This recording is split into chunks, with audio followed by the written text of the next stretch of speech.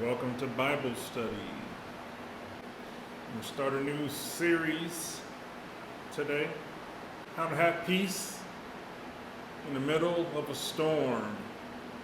Who's ever had a storm before? The Father's going to teach us how to recognize it, how to deal with it, and how to walk through it and be at peace. Because we can't stop storms. Scriptures never say that we're never going to have issues or we're never going to have storms. We're going to have storms because there's an enemy out there, there's a devil out there.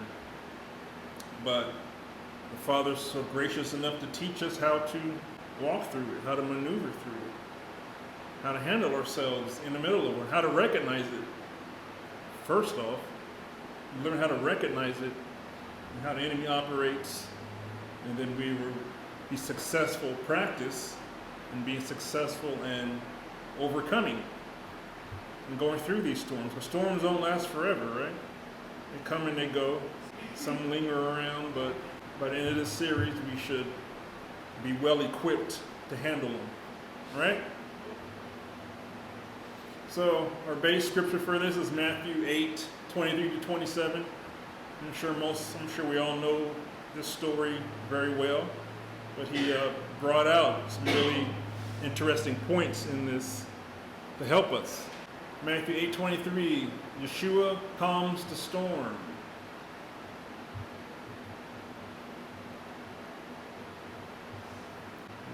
This one, Yeshua calms the storm. Then he got into the boat, and his disciples followed him. Suddenly, a furious storm came up on the lake, so that the waves swept over the boat. But Yeshua was sleeping. The disciples went and woke him, saying, "Lord, save us! We're going to drown." He replied, "You have little faith. Why are you so afraid?" And he got up, rebuked the winds and the waves, and it was completely calm. Then the men were amazed and asked, "What kind of man is this? Even the wind and the waves obey him." So we've all heard this story before. I don't know what you've learned about this particular story, but Father's going to show us something new. And it's going to be an eye-opener. It was an eye-opener for me, so I'm sure it'll be an eye-opener for you. So we're going to focus on, right now, verse 24. Suddenly a furious storm came up on the lake, so that the waves swept over the boat, but Yeshua was sleeping. So let's focus on that. So Matthew 28:4. So let's look at the word suddenly. Suddenly. Do you guys know what suddenly is without cheating? Suddenly. Well, suddenly,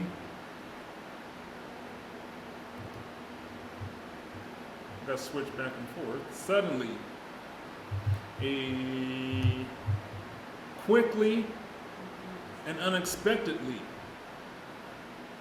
Quickly and unexpectedly. Suddenly a furious storm, or quickly a furious storm, or unexpectedly a furious storm came up on the lake. Okay? Suddenly. Now, you have to pay attention to the wording in the scriptures. It says suddenly. Suddenly. Well, if suddenly means quickly and unexpectedly, we're talking about a storm here. So, can a storm come upon you suddenly and unexpectedly? I mean, we say, yeah, there's flash floods, you know, but is it really suddenly and unexpectedly? Like, there's times where, I go to work, it's a nice and sunny day, I go inside, be inside for 5-6 hours, come out, it's all cloudy and raining. Well, there was 5 or 6 hours that the clouds had time to roll in and then to release its rain. But this says suddenly, quickly, and unexpectedly. Well, you say that could be a flash flood. Okay, I'll take that, flash flood. Unexpectedly.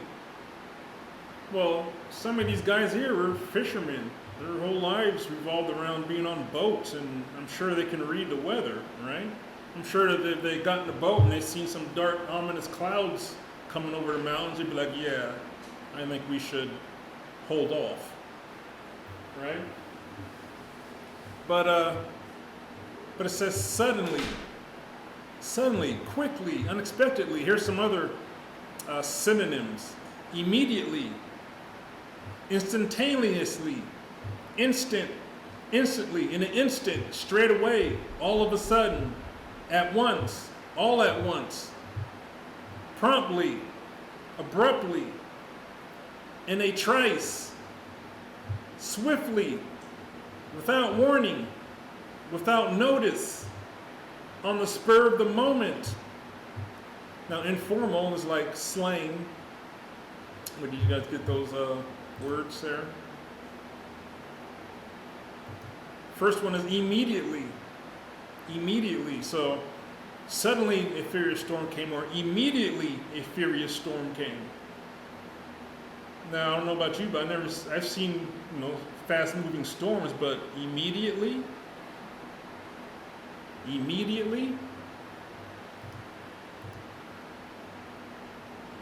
straight away, and all of a sudden.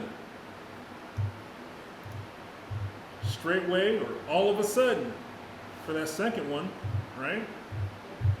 The third one, without warning. Without warning. Now, informal, straight off, out of the blue. A storm came out of the blue. In a flash. Like a shot. Before you can say Jack Robinson. You ever heard that one before? Neither have I. Before you can say knife. In 2 shakes of a lamb's tail. Right? So the antonym for that would be gradually. The antonym is gradually. So this didn't happen gradually. This happened suddenly, quickly, unexpectedly, immediately, instantaneously. These are all pretty specific words we're looking at here, right? So the storm came instantaneously. So they got out of the boat, the kind of just rolling, all of a sudden just instantaneously. Wouldn't you say that that's what that was? Suddenly, instantly, without warning, they're just rolling, and also without warning. There's no warning, just all of a sudden waves and wind and right? So it's interesting that the scriptures use that word, right? Suddenly, a furious storm came on the lake.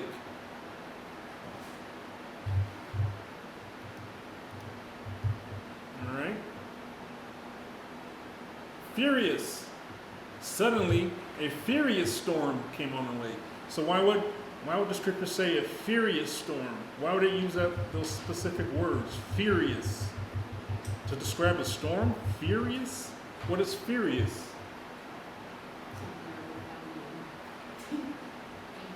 Extremely angry, full of anger or energy. Extremely angry, number one. Extremely angry, full of anger or energy. Full of anger or energy. Violent or intense. Violent or intense. But suddenly a furious storm came upon them. What's furious? Extremely angry. A furious or extremely angry storm. You might have seen an extremely angry storm before? A storm full of rage and energy. Violent and intense. You've seen a violent and intense storm, a tornado or something, it's pretty violent and intense. Hurricane. But specifically, extremely angry. Now this storm suddenly came on them, and it was extremely angry. Let's look at some other words here. Let's see what words. Okay, I got them all there, so you guys are off the hook. Enraged. Raging. infuriated, very angry, inflamed, incandescent, fuming, boiling, seething, incensed, irate, frenzied, in a frenzy, raving mad, maddened, ranting, raving, wrathful, in a temper, beside oneself, indignant, outraged. Now those are probably the most extreme words we have in our language, describing, which is all mean furious. So the storm was furious. The storm was raving mad, ranting, raving, wrathful. This storm was, and it came on them suddenly, just instantly. An Incredible Hulk storm, or storm from X-Men. Okay, informal. So it'll be livid, hot under the collar, hopping mad, wild, apoplectic, riling, aerated, on the warpath, up in arms, foaming at the mouth, steamed up in a lather, fit to be tied, up the wall.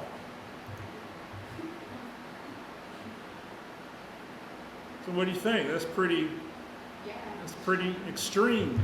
So that's that. I mean, so suddenly a furious storm. Why would the scriptures use those words? Suddenly or immediately, a furious, raving, raging mad storm. The enemy was mad. She was on the boat. Okay, so suddenly a furious storm. Let's look at storm. What's a storm? You guys know what a storm is? Can we cheat? Well, no need to cheat, I'll just show you. Storm.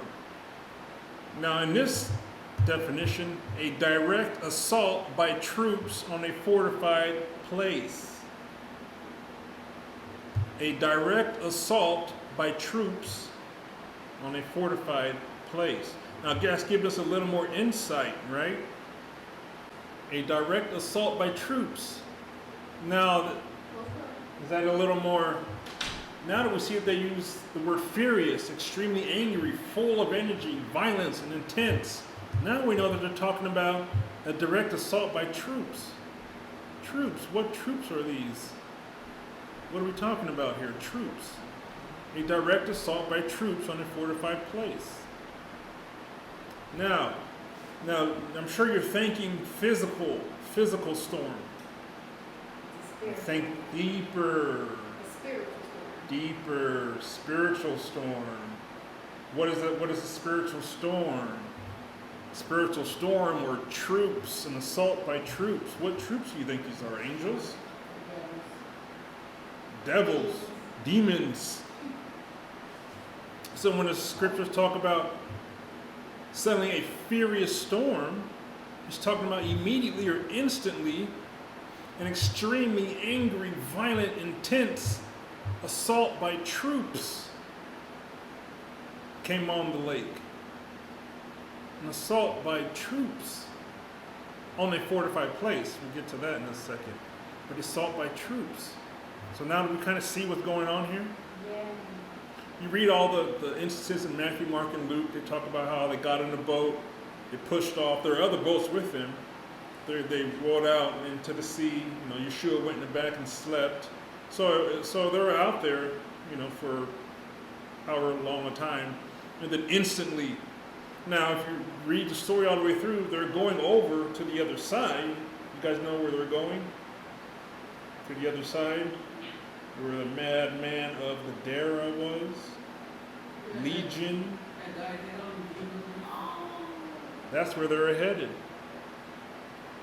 That's where they're headed.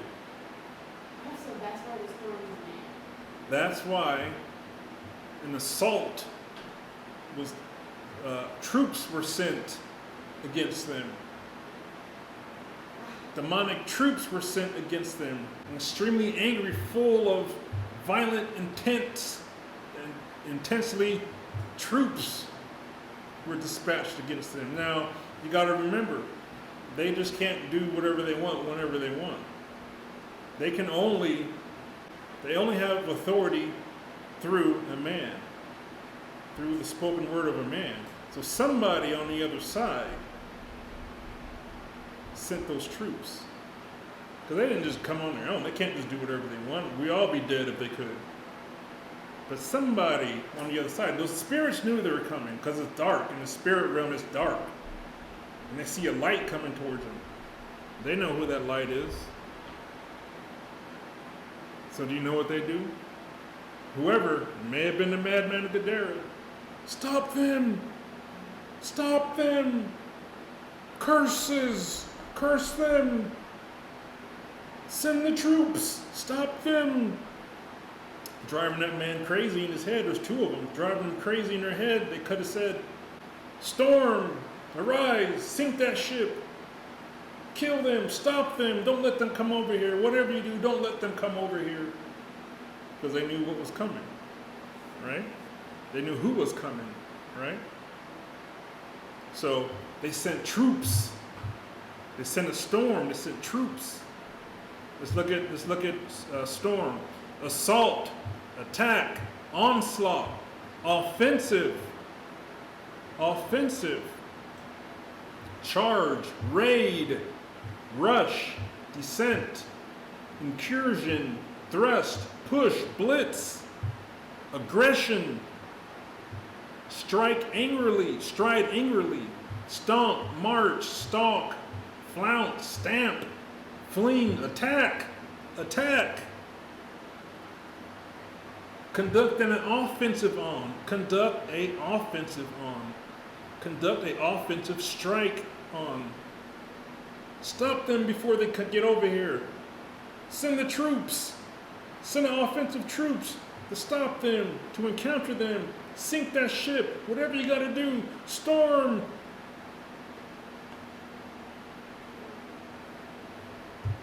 Make an onslaught on. Make a raid, foray, sortie on, descend on, take by storm, attempt to capture. So we're talking about, I mean, look at the picture here. We're talking about a demonic attack. A demonic attack was on that ship. And because they had authority from a man, whoever that man was, the spirits manipulated the physical realm and created a physical storm. He created a physical storm. How do we know it's a physical storm? Well, of course we know it's a physical storm because the wind and the waves are beating against the boat and the boat was starting to sink.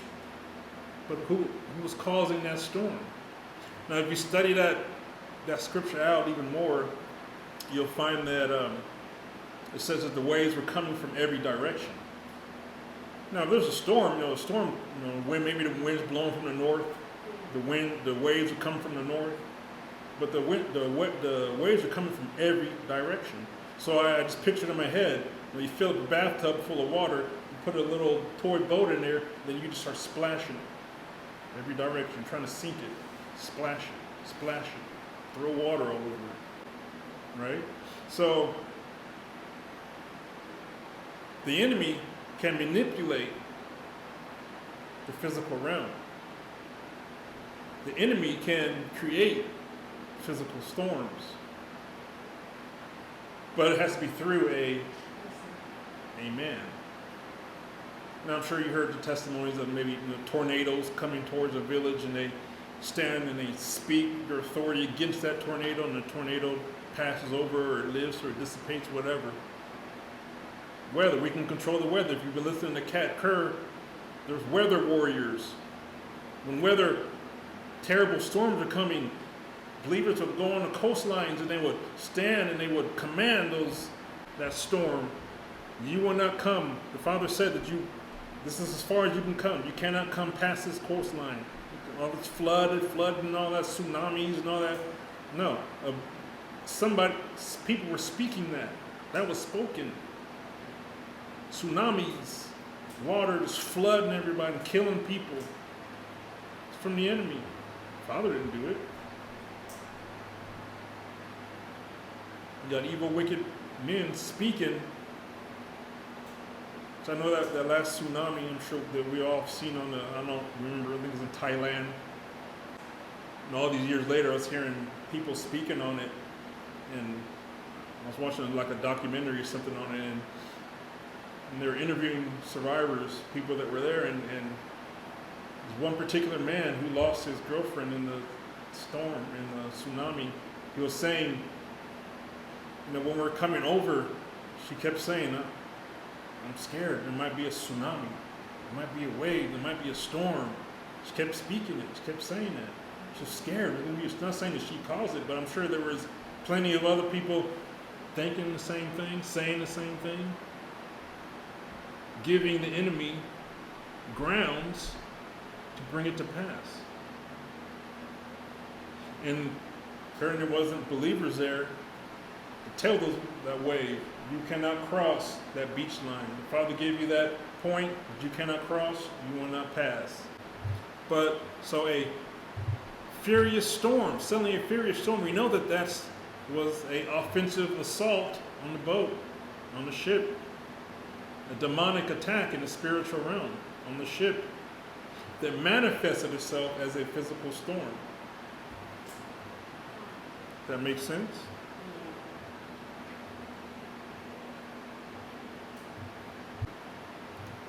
All right, bring us back to, so now we have, suddenly a furious storm came up on the lake, Came, or the present tense is come. What does come mean? Should I give you guys the answer? Come, interfere with or disturb the relationship of. Interfere with or disturb the relationship of. So that attack by the enemy came to interfere with or disturb the relationship of the disciples and who else? Yeshua. It means to come between. Come between. So the storm came to interfere with or disturb the relationship of the disciples and Yeshua.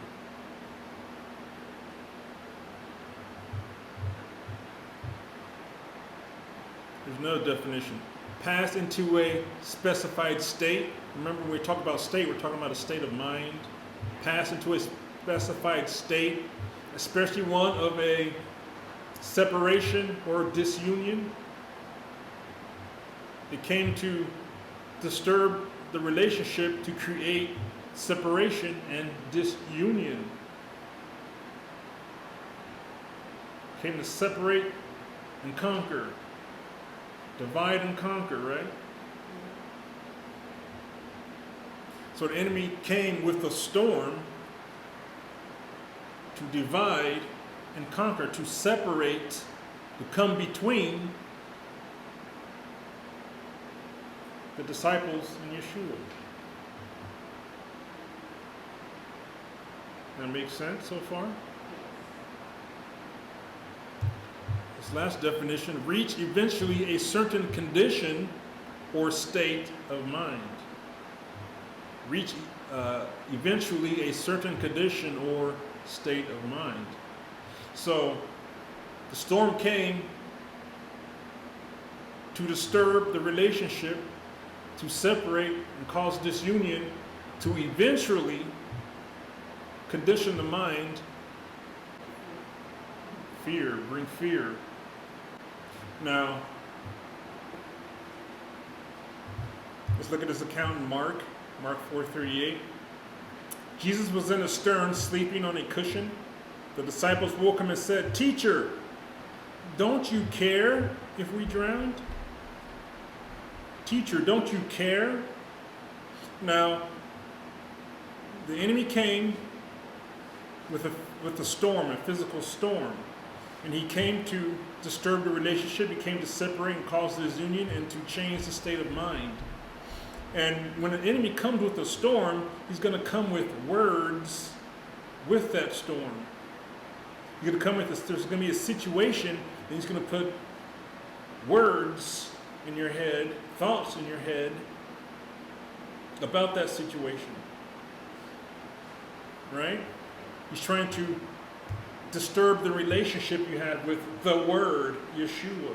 He's trying to separate the word Yeshua from your mind, from your soul. He's trying to condition eventually, which means he works at it. He's trying to eventually condition your mind to change your mind due to the storm that he created. Yeshua said one thing. The enemy came with the opposite thing, opposite physical thing, and the physical thoughts that go along with it. What was he telling the disciples? What was he saying to the disciples? Oh, look, there's a storm. And look, he's sleeping. He doesn't even care about you. He doesn't care. He's sleeping. We knew that he was saying that to the disciples because the disciples said that to him. Don't you care? So we knew that was a thought that was put in their mind. He doesn't care. So they went up to him and said, don't you care? They're trying to create division, separation, trying to condition the mind that Yeshua doesn't care. He doesn't care about your situation. Look at all this terrible thing that's going on that the devil caused.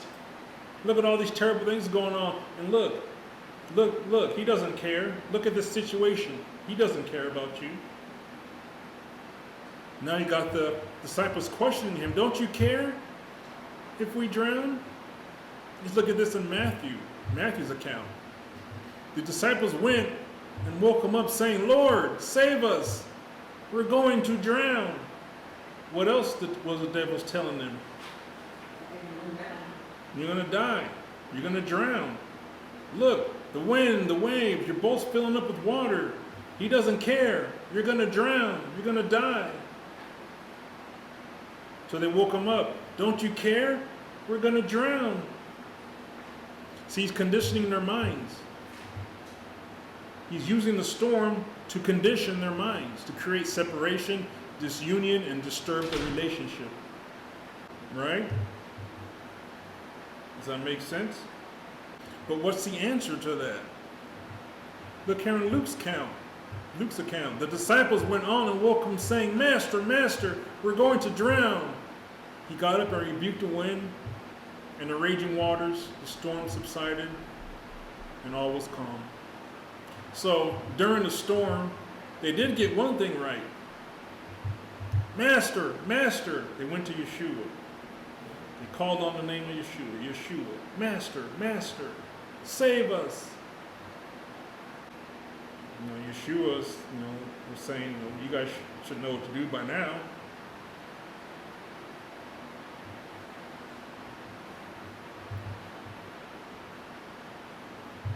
And then we look at here in Mark's account.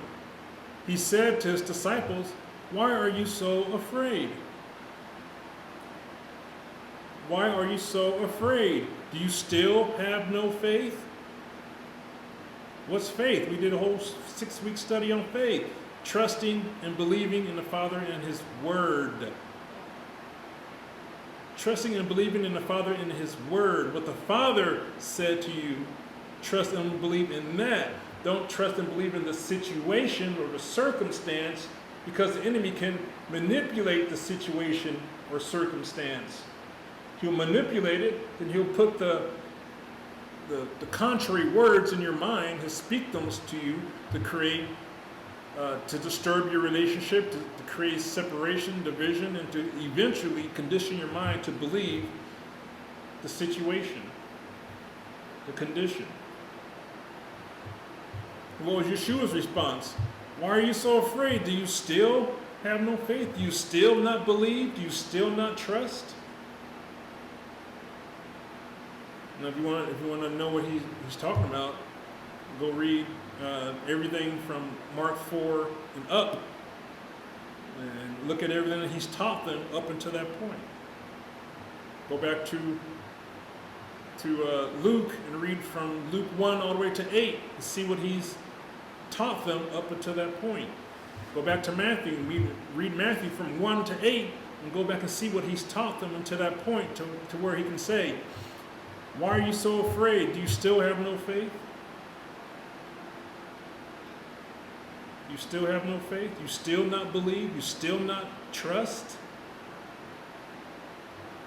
Why are you so afraid? Or some translations will say, why are you so fearful? Why are you so full of fear? Are you focusing on the situation that the enemy caused?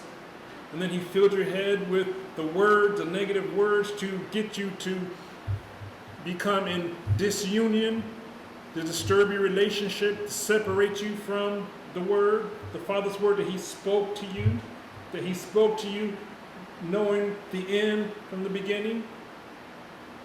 He knows the end. He knew the end before the beginning, before we even came out of him. He knew what was going to happen. He knew your entire history of your life, your lifeline. He knew everything that's going to take place in your life. And he's directing you through it. So trust his words when he speaks to you. Do what he says when he speaks to you, because he knows what's coming. He knows what's ahead of you. We don't know what's ahead of us unless he tells us. Well, he tells us. Therefore, we should know. If we have faith, we trust and believe. If he said it's going to be okay, it's going to be okay. If he says go here, go there. If he says say this, say it. Because he knows the end. He knows what's ahead of you. He knows. Trust him. He knows. So whatever he says to do, do it. Whatever he says to say it. Because he knows. Do you know? No. But he knows. You know the one who knows.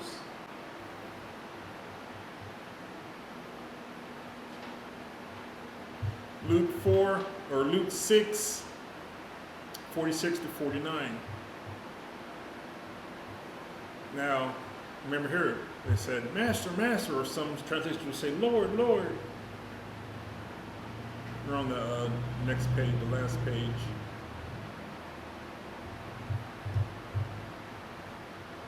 He said, why do you call me Lord, Lord, and do not do what I say?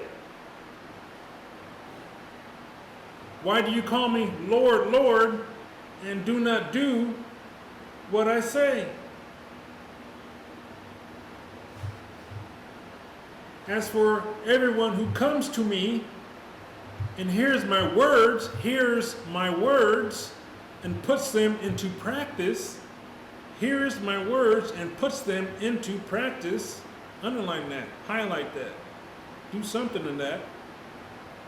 For everyone who comes to me and hears my words and puts them into practice, I will show you what they are like. They are like a man building a house who dug down deep and laid the foundation on a rock. Remember, we talked about the foundation. We talked about the rock. The foundation is the word of the Father. His word is the foundation. Dug down deep, laid the foundation on a rock. When the flood came, when the storm came, when the winds came, when the assault from the enemy came, the torrent or the storm struck the house but could not shake it. Why? Because it was on a firm foundation. What's the firm foundation? The Word. For anyone who comes to me and hears my words and puts them into practice, you're putting his word into practice, you're on a firm foundation. So when the storm, when the wind, when the rain, when the enemy comes and attacks and causes physical manifestation to come against you, you have faith, you trust and believe in his word. You heard his word, and you're putting his word into practice, right?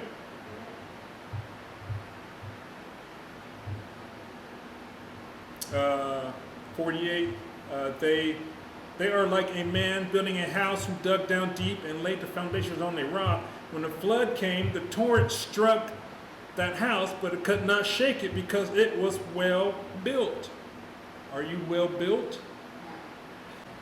Well, it's telling you exactly what to do here. For anyone who comes to me, Lord, Lord, anyone who comes to me, you come to here in prayer, you pray all day long. He'll give you the words. He'll give you his words, whatever his word is to you. Put them into practice. Put them into practice. You can pray all you want to. He can give you all the word you want that you can handle. But if you don't put it into practice, what good is it? You just got a bunch of head knowledge. You can speak and you can sound all super spiritual, but there's no power. Any other little assault from the enemy, attack from the enemy will take you straight out. You'll be on the ground crying, Father, help me, please help me. Well, did you hear the words? Yes. Did you put them into practice? No. Put them into practice. You don't need to get any more word. Do what he told you to do. 49. But the one who hears my words and does not put them into practice is like a man who builds a house on the ground without a foundation. The moment the torrent or the storm struck that house, it collapsed and its destruction was complete. Its destruction was complete. What does that mean? Because, what do we say here? The enemy eventually conditions your mind to believe the storm, to speak what he told you to speak, giving him permission to continue that storm, and therefore you fall, you crash, you burn, not because of what the Father said, but because of the authority you gave the enemy by speaking his words.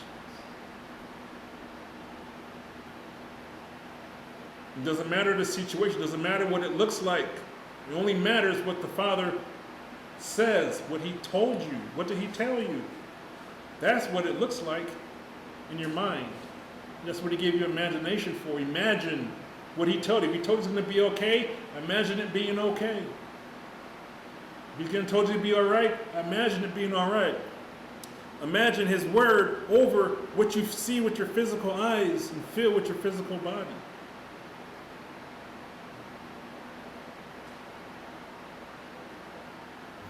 Does that make sense?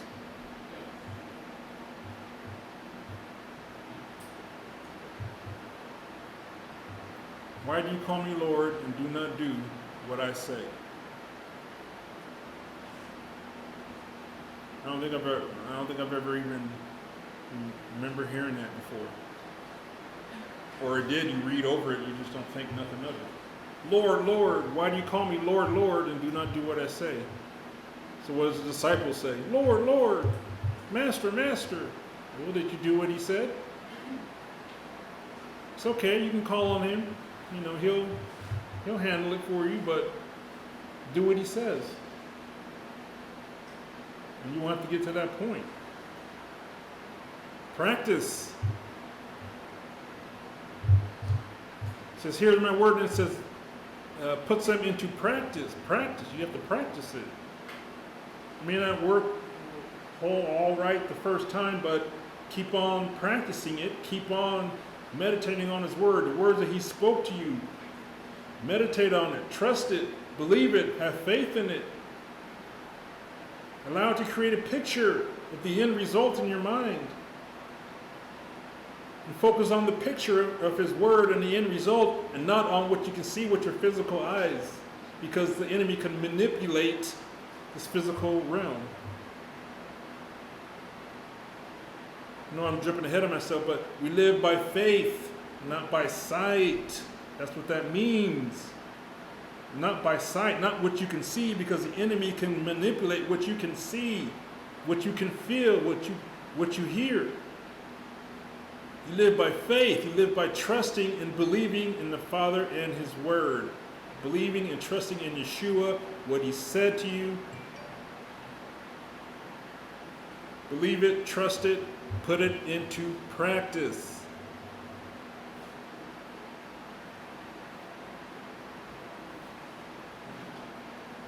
Are we making sense here? Yes. So does the story have a whole new meaning to you now? I never knew it was good. I've never heard that before. Well, actually, I've heard Rick Renner talk about it. I mean, that's where he talked about the waves are coming from every side, but he didn't get like into saying like, you know, it was a demonic assault against them that was manipulating the lake and causing all kind of havoc, putting all kind of negative thoughts in their head, trying to separate, create disunion, trying to separate them from the Word, from Yeshua.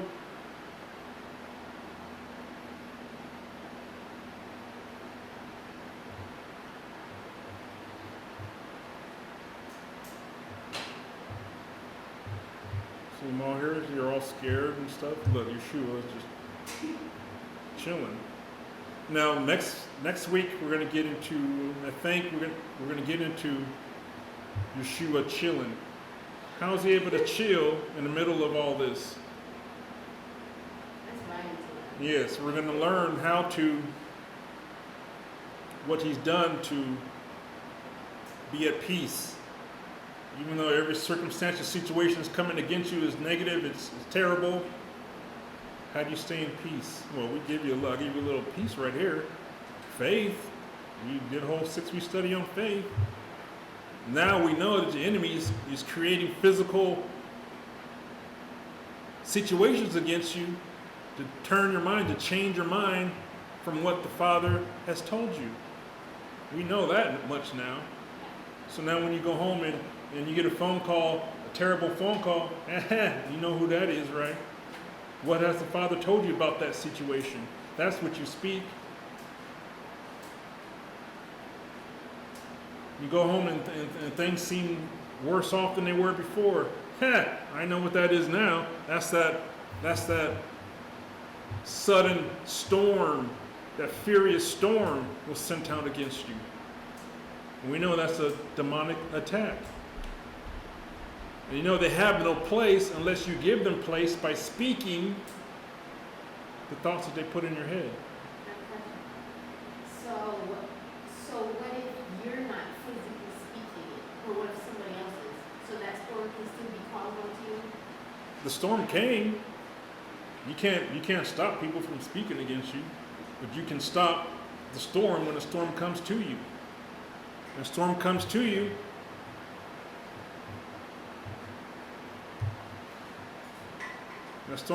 you, the words that you heard from the Father about the situation, or if you don't know any words, that's when you go into the chambers and you pray and you get the words to speak, and you speak those words despite what's coming against you.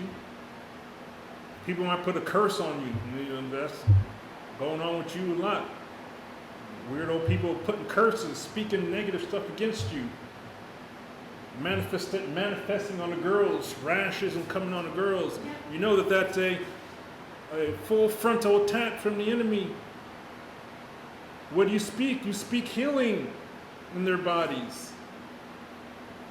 Use your authority and you speak against. You don't say, oh my gosh, a rash, go get some lotion. Go, well, let me go to the doctor. If you need to go to the doctor, I'm not saying don't go to the doctor, but take your authority, because you know it's a spiritual attack against them. Deal with the spirit, we're going to find out, deal with the wind, deal with the storm, which is a demonic attack against you. Deal with that. Once you deal with that, then the attack will stop, there'll be peace, the physical will manifest what you speak. The storm will stop, the rash will go away, the mind game, whatever's going on will go away once you deal with the source. which is spiritual.